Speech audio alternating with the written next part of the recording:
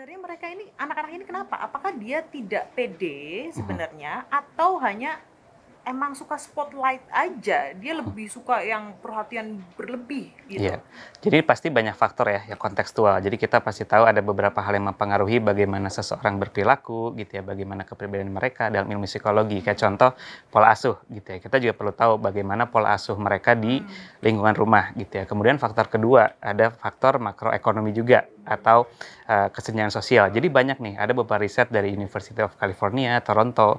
Jadi ketika ada di suatu lingkungan yang kesenjangan ekonominya itu tuh lebih tinggi gitu ya, ada kecenderungan anak-anak ini itu lebih punya tendensi untuk merasa entitled gitu ya, atau merasa dia berhak untuk melakukan apa yang mereka inginkan, mendapatkan apa yang mereka inginkan.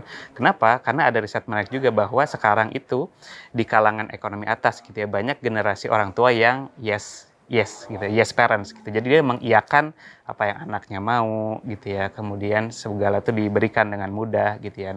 Nah, tapi kita juga perlu tahu bahwa apa yang missing atau hilang dari anak-anak ini di rumah gitu ya. Bisa jadi, kita nggak tahu ya kontekstualnya, bisa jadi ada yang mereka tidak dapatkan di rumah gitu ya, sehingga mereka mencari atensinya di luar rumah dari peers mereka. Apalagi untuk usia tersebut kan, peers atau kalangan teman-teman kan jadi faktor yang membentuk kepribadian mereka juga gitu ya, membentuk identitas mereka. Jadi bagaimana mereka bisa mendapatkan atensi dan juga validasi sebetulnya ya. Atensi dan validasi. Atensi dan validasi dari kehidupan mereka, sehingga mereka bisa dipersepsikan seperti apa yang mereka inginkan gitu ya. Saya berdaya gitu, saya bagian dari ekonomi tertentu gitu. Terlepas dari kita nggak tahu ya apakah itu income pribadi anaknya atau orang tuanya, tapi yang paling penting adalah dia sudah mendapatkan validasi tersebut dari lingkungan, terutama dari sosial media gitu ya. Karena tadi seperti yang disampaikan juga, sekarang orang mulai mengkuantifikasikan gitu. Jadi dengan kita flexing, kita secara natural akan tertarik dengan konten-konten yang bling-bling gitu ya, atau yang menarik, mewah gitu ya.